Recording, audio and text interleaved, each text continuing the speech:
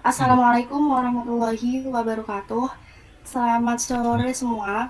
Kepada yang terhormat, Pak Denny Cahardianto, Sarjana Manajemen Manajer SI sebagai dosen pada mata kuliah akuntansi biaya dan juga teman-teman mahasiswa semua yang telah menonton video presentasi pada sore hari ini.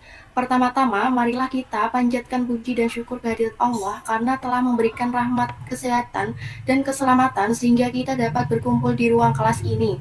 Sebelumnya, perkenalkan, nama saya Habibati Fatimah Zahra, NIM 153 yang akan bertugas sebagai moderator pada hari ini. Saya akan memandu jalannya presentasi dan diskusi sampai akhir presentasi. Sebelumnya, perkenalkan anggota kelompok kami yang terdiri dari yang pertama Tia Aminatul Zahra dengan NIM 0101, yang kedua Fahmi Rizka Putra dengan NIM 108, yang ketiga Pratama Jalu Kresna dengan NIM 125, yang keempat Eva Rofika Agustin dengan NIM 126, yang kelima Aprilia Salsabil dengan NIM 130, yang keenam Cinta Berta dengan NIM 145, dan dengan saya sendiri Habibati Fatimah Zahra dengan NIM 153, Askia Salsabila dengan NIM 155, dan Bima Lanjar Asmara dengan NIM 179. Dan selanjutnya adalah penyajian materi sebagai inti acara. Untuk itu, saya persilakan rekan saya untuk menjelaskan pembahasan yang pertama. Definisi biaya bersama. Biaya bersama adalah biaya yang digunakan untuk proses produksi bersama. Biaya bersama meliputi semua biaya yang terjadi, di antaranya biaya bahan baku, biaya tenaga kerja, dan biaya overhead pabrik. Pada proses produksi bersama sampai terjadinya titik pisah, atau biaya bersama terjadi sebelum biaya dapat diidentifikasi dengan jelas pada setiap produk. Biaya bergabung adalah biaya-biaya untuk memproduksi dua atau lebih produk yang terpisah atau tidak diolah secara bersama dengan fasilitas sama pada saat yang bersamaan. Biaya bersama dan biaya bergabung dapat dibedakan ditinjau dari alokasinya. Perbedaannya, biaya bersama tidak dapat diikuti jejak alirannya ke berbagai macam produk yang dihasilkan dan meliputi biaya bahan baku, biaya tenaga kerja langsung, dan overhead pabrik. Sedangkan biaya bergabung dapat diikuti jejak alirannya ke berbagai produk yang terpisah atas dasar sebab akibat atau dengan cara menelusuri jejak penggunaan fasilitas dan juga tidak meliputi biaya bahan baku, biaya tenaga kerja langsung, dan biaya overhead pabrik. Biaya bersama dikeluarkan untuk mengolah bahan baku menjadi berbagai macam produk yang dapat berupa produk bersama atau joint cost, produk sampingan by product, dan produk sekutu atau CO product. Produk bersama adalah dua produk atau lebih yang diproduksi secara serentak dengan serangkaian proses atau dengan proses gabungan. Produk sampingan adalah satu produk atau lebih yang nilai jualnya relatif lebih rendah yang diproduksi bersama dengan produk lain yang nilai jualnya lebih tinggi. Produk sekutu adalah dua produk atau lebih yang diproduksi pada waktu yang bersamaan, tetapi tidak dari kegiatan yang sama atau tidak berasal dari bahan baku yang sama. Karakteristik produk bersama, produk sampingan, dan produk sekutu. Produk bersama dan produk sekutu memiliki karakteristik sebagai berikut. Produk hema dan produk selum kegiatan produksi. Harga jual produk bersama atau produk sekutu relatif tinggi bila dibandingkan dengan produk sampingan yang dihasilkan pada saat yang sama. Dalam mengolah produk bersama tertentu, produsen tidak dapat menghindari diri untuk menghasilkan semua jenis produk bersama jika ia ingin memproduksi hanya salah satu di antara produk bersama tersebut. Produk sampingan dapat digolongkan sesuai dengan dapat tidaknya produk tersebut dijual pada saat terpisah dari produk utama atau main produk. Pertama yaitu produk sampingan yang dapat dijual setelah terpisah dari produk utama tanpa memerlukan pengolahan lebih lanjut. Yang kedua yaitu produk sampingan yang memerlukan proses pengolahan lebih lanjut setelah terpisah dari produk utama. Contoh, produk sampingan yang tidak memerlukan proses pengolahan lebih lanjut setelah terpisah dari produk utamanya terdapat dalam proses penggilingan gabah. Produk sampingan berupa menir, katul, dedak dapat langsung dijual setelah terpisah dari beras. Selanjutnya yaitu akuntansi produk bersama. Perusahaan yang menghasilkan produk bersama pada umumnya menghadapi masalah pemasaran berbagai macam produknya, karena masing-masing produk tentu mempunyai masalah pemasaran dan harga jual yang berbeda-beda. Manajemen biasanya ingin mengetahui besarnya kontribusi masing-masing produk bersama tersebut terhadap seluruh penghasilan perusahaan dapat diketahui dari beberapa perlu didorong pemasarannya. Maka perlu untuk mengetahui setel ini mungkin bagian dari seluruh biaya produksi yang dibebankan pada masing-masing produk bersama, sehingga masalah pokok akuntansi harga pokok bersama adalah penentuan proporsi total biaya produksi yang dikeluarkan sejak bahan baku diolah sampai dengan saat produk-produk dapat dipisahkan identitasnya yang harus dibebankan kepada berbagai macam produk bersama. Biaya bersama dapat dialokasikan kepada tiap-tiap produk bersama dengan menggunakan salah satu dari 4 metode di bawah ini. Yang pertama yaitu metode nilai jual relatif. Yang kedua yaitu metode satuan fisik. Yang ketiga metode rata-rata biaya persatuan. Yang keempat metode rata-rata tertimbang metode. Berikut penjelasannya. Itu metode nilai jual relatif. Metode ini digunakan untuk mengalokasikan biaya bersama kepada produk bersama. Dasar pikiran metode ini adalah harga jual suatu produk merupakan perwujudan biaya-biaya yang dikeluarkan dalam mengolah produk tersebut.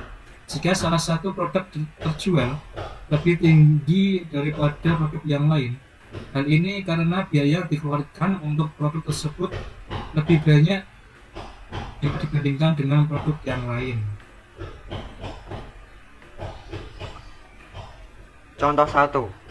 Misalkan biaya produk yang dikeluarkan oleh PT El Sari selama satu periode akuntansi berjumlah Rp750.000. Jumlah dan harga jual persatuan produk yang dihasilkan perusahaan tampak dalam gambar 11.1 berikut. Jumlah produk bersama. A. Jumlah produk yang dihasilkan 15.000 kilo. Harga jual per kilo Rp10. Nilai jualnya Rp150.000. Nilai jual relatif 3 kali X 1 juta sama dengan 15%. Alokasi biaya bersama 4 kali 750 XX 5 sama dengan 112.500. Harga pokok produk bersama per kilo 5:1. Rp 7,5. Yang kedua, produk bersama B. Jumlah produk yang dihasilkan 20.000 kilo. Harga jual per kilo 17,5. Nilai jual 350.000. Nilai jual relatif 35%. Alokasi biaya bersama 262.500. Harga pokok produk bersama per kilo 13,3. Yang ketiga, produk bersama C. Jumlah produk yang dihasilkan 25.000. Harga jual per kilo 12,0. Nilai jual 300.000. Nilai jual relatif 30%. Alokasi biaya bersama 225.000.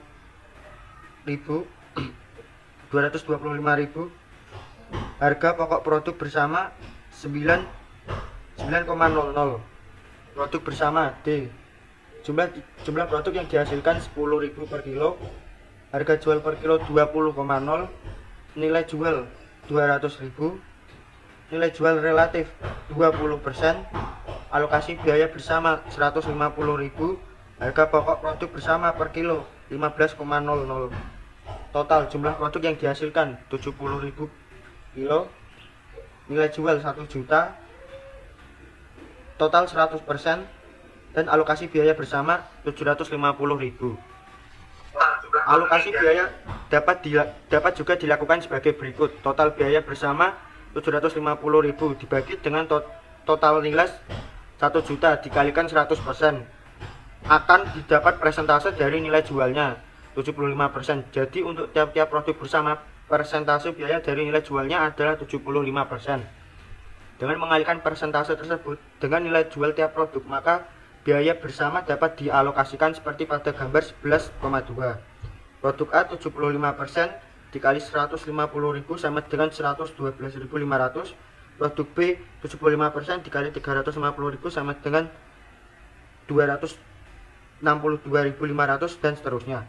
Pemakaian metode nilai jual relatif dapat dalam mengalokasikan biaya bersama ini akan menghasilkan persentase laba bruto dari hasil penjualan yang besarnya sama untuk tiap jenis produk bersama tersebut. Contoh 2. Dari data dalam gambar 11,1, misalnya jumlah satuan produk yang dijual sama periode akuntansi berjumlah seperti disajikan dalam gambar 11,2.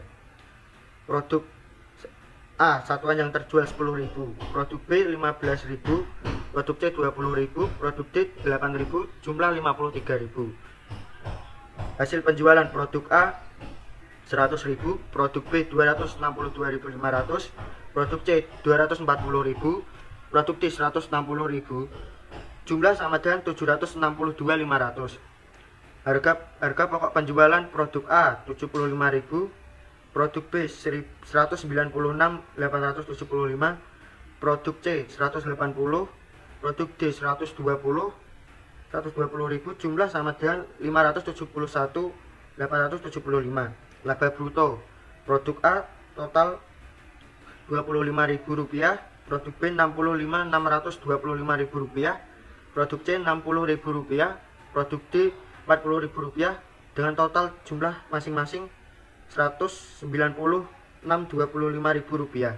Persentase laba bruto dari hasil penjualan produk A 25%, produk B 25%, produk C 25% dan produk D 25%. Variasi penggunaan metode nilai jual relatif kita dapati bila satu atau beberapa produk bersama memerlukan biaya pengolahan tambahan setelah saat terpisah atau split off. Nilai jual produk bersama dapat diketahui setelah produk bersama tersebut mengalami pengolahan lebih lanjut. Dengan demikian, pada saat terpisah produk bersama tersebut belum memiliki nilai jual. Untuk mengalokasikan biaya bersama perlu dihitung nilai jual hipotesis yang dihitung dengan cara mengurangi nilai jual produk bersama setelah diproses lebih lanjut dengan biaya-biaya yang dikeluarkan untuk pengolahan sejak saat terpisah sampai dengan produk tersebut siap untuk dijual. Contoh 3. Misalkan biaya selama satu periode akuntansi berjumlah Rp3 juta, harga jual per kilo dan jumlah produk yang diproduksi selama periode akuntansi tampak dalam gambar 11,3 berikut. Produk A setelah terpisah dari produk B memerlukan biaya tambahan atau variable cost sebesar Rp100 per kilo. Alokasi biaya bersama dapat dilakukan seperti tampak pada gambar 11.3 berikut. Produk harga jual per kilo 1. Pengolahan per kilo setelah saat terpisah. Harga jual per kilo produk bersama A 400, biaya pengolahan lahan per kilo saat terpisah 100, nilai jual hipotesis 300, jumlah yang diproduksi 10.000, nilai jual hipotesis kali jumlah yang diproduksi 3 juta, nilai jual hipotesis relatif dalam persen 66,7, alokasi biaya bersama 2 juta, harga pokok produk per kilo 200. Produk bersama B, harga jual per kilo 250, biaya pengolahan per kilo setelah saat terpisah tidak ada, nilai jual hipotesis 250, jumlah yang diproduksi 6.000, nilai jual hipotesis yang diproduksi Rp1.500.000, nilai jual hipotesis relatif 33,3, alokasi biaya bersama 1.000, harga pokok produk per kilo 167, dengan total nilai jual hipotesis kali X jumlah yang diproduksi Rp4.500.000, nilai hipotesis relatif 100%, alokasi biaya bersama 3 juta. Metode satuan fisik. Metode satuan fisik mencoba menentukan harga pokok produk bersama sesuai dengan manfaat yang ditentukan oleh masing-masing produk akhir. Dalam metode ini biaya dialokasikan kepada produk atas dasar koefisien basic, yaitu kuantitas bahan baku yang terdapat dalam masing-masing produk. Koefisien fisik ini dinyatakan dalam satuan berat, volume, atau ukuran yang lain. Dengan demikian, metode ini menghendaki bahwa produk bersama yang dihasilkan harus dapat diukur dengan satuan ukuran pokok yang sama. Jika produk bersama mempunyai satuan ukuran yang berbeda, yang harus ditentukan koefisiensi ekuivalensi yang digunakan untuk mengubah berbagai satuan tersebut menjadi satuan yang sama. Untuk menggambarkan pemakaian metode ini, misalkan 10.000 barrel minyak crude oil diolah dalam proses penyulingan, referensi hasil produksi pengolahan tersebut dikurangi dengan kerugian sebanyak 200 barrel. Tampak pada gambar 11,4.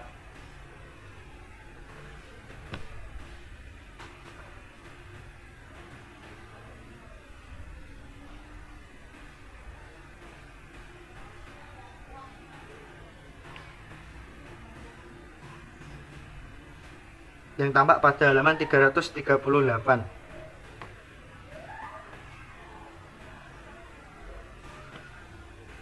Lanjut ah.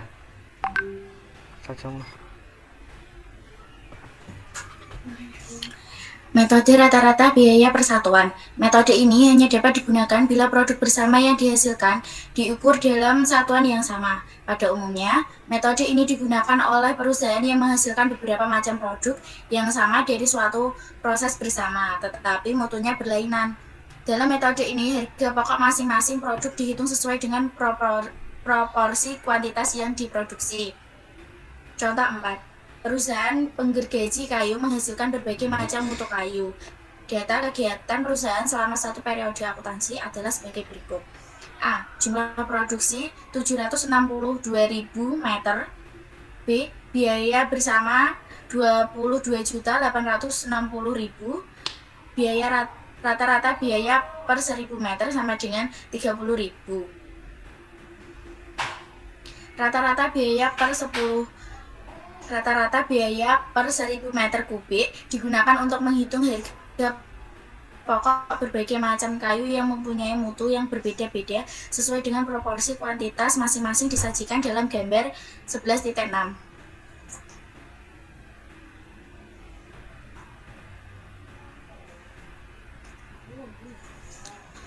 Mutu kayu utama nomor 1, 2, dan 3. Kuantitas yang diproduksi 76.200 meter kubik. Untuk nomor mutu kayu nomor 1 381.000, untuk mutu kayu nomor 2 150.400, untuk mutu kayu nomor 3 152.400. Langsung ya. Metode rata-rata tertimbang. Jika dalam metode rata-rata, biaya persatuan dasar yang dipakai dalam mengalokasikan biaya bersama adalah kuantitas produksi, maka dalam metode rata-rata tertimbang, kuantitas produksi ini dikalikan dulu dengan angka penimbang dan hasil kalinya baru dipakai sebagai dasar alokasi. Penentuan angka penimbangan untuk tiap-tiap produksi didasarkan pada jumlah bahan yang dipakai, sulitnya pembuatan produk, waktu yang dikonsumsi, dan perbedaan jenis tenaga kerja yang dipakai untuk tiap jenis produk yang dihasilkan. Jika yang dipakai sebagai angka penimbang adalah harga jual produk, maka metode alokasinya disebut metode nilai jual relatif.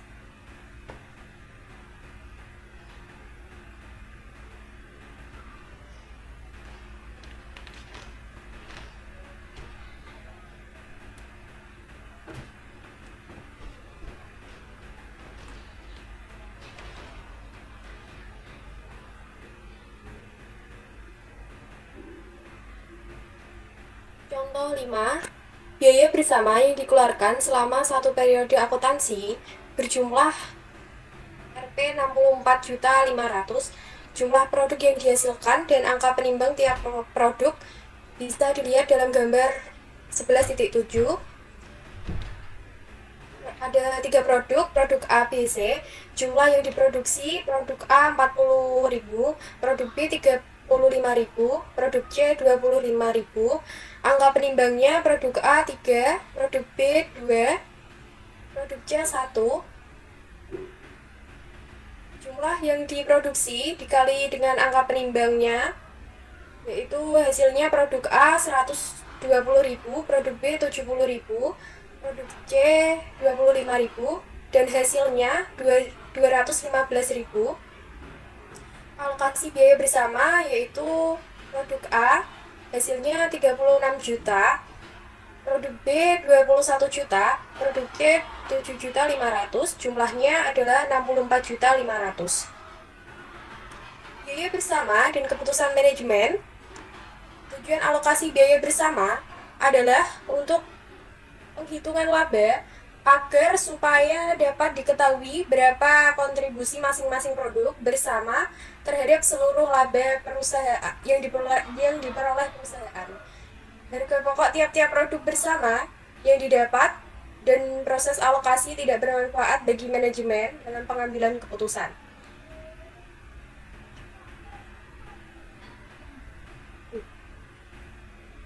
Tujuan alokasi biaya adalah untuk penghitungan laba agar dapat diketahui berapa kontribusi masing-masing produk bersama terhadap seluruh laba yang diperoleh perusahaan.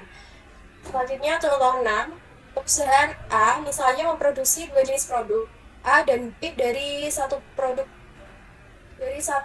proses produksi. Biaya bersama sebesar 375.000 telah dialokasikan kepada produk A dan B dengan metode rata-rata biaya per satuan dan tampak dalam gambar 11.8. Ada dua produk A dan B. Jumlah satuan produknya, produk A 15.000 kg, produk B 10.000 kg, hasilnya 25.000 kg. Biaya rata-rata per kilogramnya, produk A 15, produk B 15. Alokasi biaya bersama, produk A didapatkan 225.000, produk B 150.000, dan hasilnya 375.000.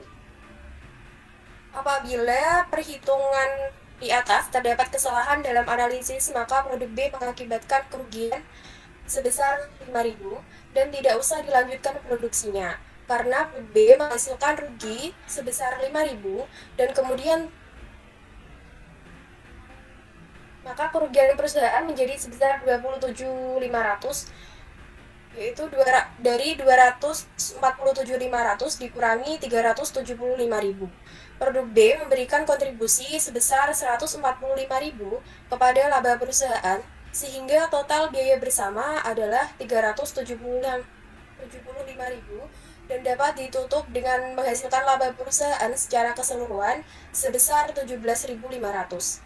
Harga pokok persatuan produk bersama tidak dapat dipakai sebagai salah satu bahan pertimbangan dalam memutuskan apakah salah satu produk bersama tersebut perlu diolah lebih lanjut atau tidak.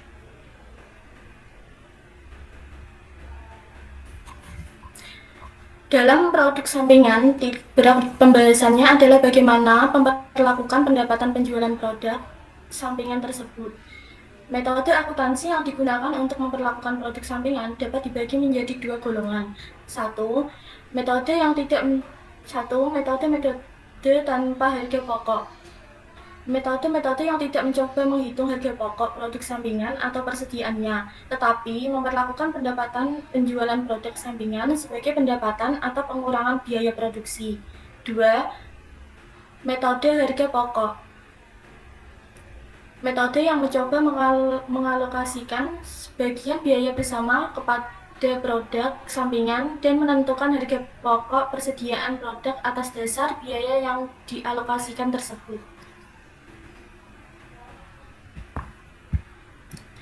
Metode-metode tanpa harga pokok. Berikut adalah beberapa metode perlakuan terhadap pendapatan penjualan produk sampingan. 1. Pendapatan penjualan produk sampingan diperlakukan sebagai pendapatan di luar usaha. 2. Pendapatan penjualan produk sampingan diperlakukan sebagai tambahan pendapatan penjualan produk utama. 3. Pendapatan penjualan produk sampingan diperlakukan sebagai pengurang harga pokok penjualan. 4. Pendapatan penjualan produk sampingan diperlakukan sebagai pengurang total biaya produksi. Pendapatan penjualan produk sampingan diperlakukan sebagai pendapatan di luar usaha. Contohnya, bentuk laporan laba rugi perusahaan yang menghasilkan produk utama dan produk sampingan yang pendapatan penjualan produk sampingannya diperlakukan sebagai penghasilan di luar usaha disajikan dalam gambar 11.10. dapat dilihat pada halaman 343. Metode ini cocok digunakan dalam perusahaan yang A. Nilai produk sampingannya tidak begitu penting atau tidak dapat ditentukan. B. Penggunaan metode yang lebih teliti memerlukan biaya yang tidak sebanding dengan manfaat yang diperoleh. C. Saat terpisahnya produk sampingan dari produk utama tidak begitu jelas dan pembebanan harga pokok produk sampingan kepada produk utama tidak mengakibatkan perbedaan yang mencolok pada harga pokok produk utama. Keberatan penggunaan metode ini adalah apabila pada akhir periode akuntansi terdapat persediaan produk sampingan, maka timbul masalah penilaian persediaan untuk tujuan pembuatan neraca perusahaan. Bila metode ini digunakan, maka nilai pasar persediaan produk sampingan tersebut harus dilaporkan dalam neraca sebagai catatan kaki. Dapat mengakibatkan perbandingan pendapatan dengan biaya tidak dalam periode yang tepat. Tidak ada pengawasan terhadap persediaan produk sampingan, sehingga hal ini membuka kesempatan untuk terjadinya penggelapan terhadap produk sampingan tersebut. Meskipun nilai jual produk sampingan kecil, tetapi kalau pendapatan penjualannya dilaporkan sebagai penghasilan di luar usaha, maka hal ini akan mengaburkan gambaran menyeluruh tentang hasil usaha perusahaan. Pendapatan penjualan produk sampingan diperlakukan sebagai tambahan pendapatan penjualan produk utama. Dari contoh di muka, pendapatan penjualan produk sampingan sebesar 4.000 dicantumkan dalam laporan laba rugi di bawah pos pendapatan penjualan produk utama, sehingga pendapatan penjualan semua produk berjumlah Rp 104.000. Angka-angka lain dalam laporan tersebut tetap sama, kecuali jumlah laba bruto dan laba bersih usaha yang berbeda. Pendapatan produk sampingan diperlakukan sebagai pengurang harga pokok penjualan. Dalam metode ini, pendapatan penjualan produk sampingan sebesar 4.000 dikurangkan dari harga pokok penjualan sehingga menghasilkan laba bruto sebanyak 54.000, sehingga 100.000 dikurangi 46.000. Laba bersih sebelum pajak tetap sama sebesar 24.000. Pendapatan penjualan produk sampingan diperlakukan sebagai pengurang total biaya produksi. Pendapatan penjualan produk sampingan sebesar 4.000 dikurangkan dari total biaya produksi sebesar 60.000, sehingga biaya produksi turun menjadi 56.000. Hal ini menyebabkan biaya produksi persatuan turun menjadi Rp 1,87, yang menjadi 56.000 dibagi 30.000, sehingga harga pokok persediaan produk akhir turun menjadi 9.350. Perhitungan laba rugi disajikan dalam gambar 11.11 pada halaman 347.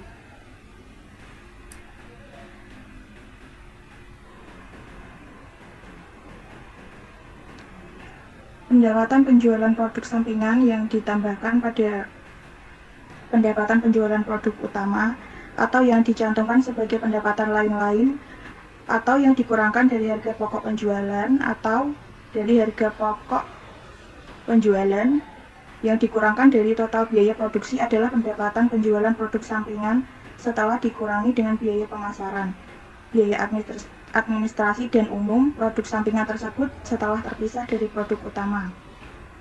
Contoh 8, misalnya biaya administrasi dan umum serta biaya pemasaran yang berhubungan dengan produk sampingan dalam contoh tersebut di atas ditaksir sebesar Rp500 dan apabila pendapatan penjualan bersih produk sampingan ini dikurangkan dari total biaya produksi, maka laporan rugi laba lapak dalam gambar 11.12 yang ada pada halaman 346.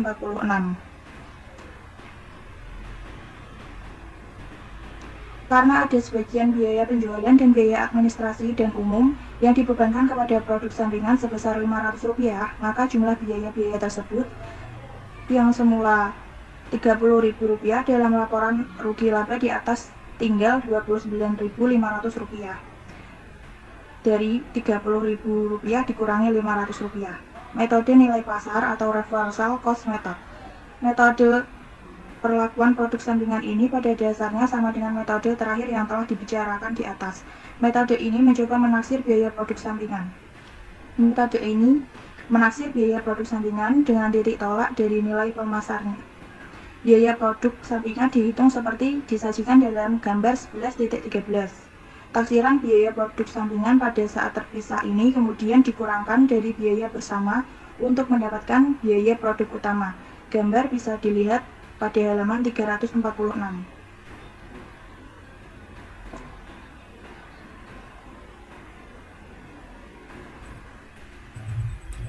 Contoh 9, biaya bersama yang dikeluarkan untuk memproduksi 40.000 kg produk utama dan 5.000 kg produk sampingan berjumlah 6.400.000.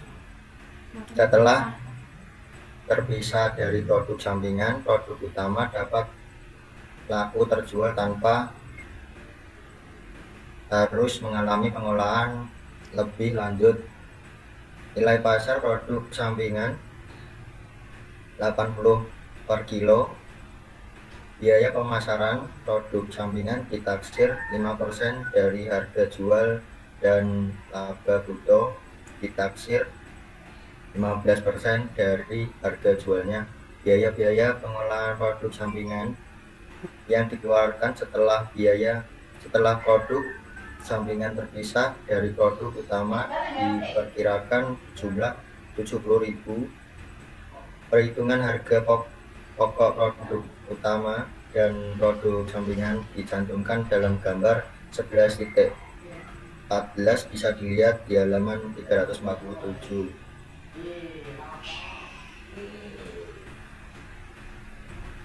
Metode harga pokok. Metode biaya pengganti Replacement Cost Method. Cara ini biasanya digunakan pada perusahaan yang produk sampingannya digunakan pabrik sebagai bahan baku atau bahan penolong. Jumlah ini kemudian dikreditkan ke akun biaya bahan baku pekerjaan dalam proses sehingga mengurangi biaya produksi produk utama. Contoh 10. Misalkan diketahui data berikut ini. Jumlah biaya produksi untuk 18 kg produk utama 27.000. Pendapatan penjualan produk utama 15 kali 300 sama dengan 45.000. Biaya pengganti produk sampingan yang digunakan dalam pengolahan produk utama 1.800. Biaya pemasaran dan administrasi dan umum 4.000. Persediaan akhir produk utama 3.000 kg. Laporan laba rugi akan tampak dalam gambar 11.15 bisa dilihat di halaman 348. Demikian presentasi kelompok kami. Saya sebagai moderator dan rekan saya mohon maaf atas kekurangan pengetahuan serta apabila ada kata yang kurang berkenan. Terima kasih atas partisipasinya. Kami tutup presentasi kali ini. Wassalamualaikum warahmatullahi wabarakatuh.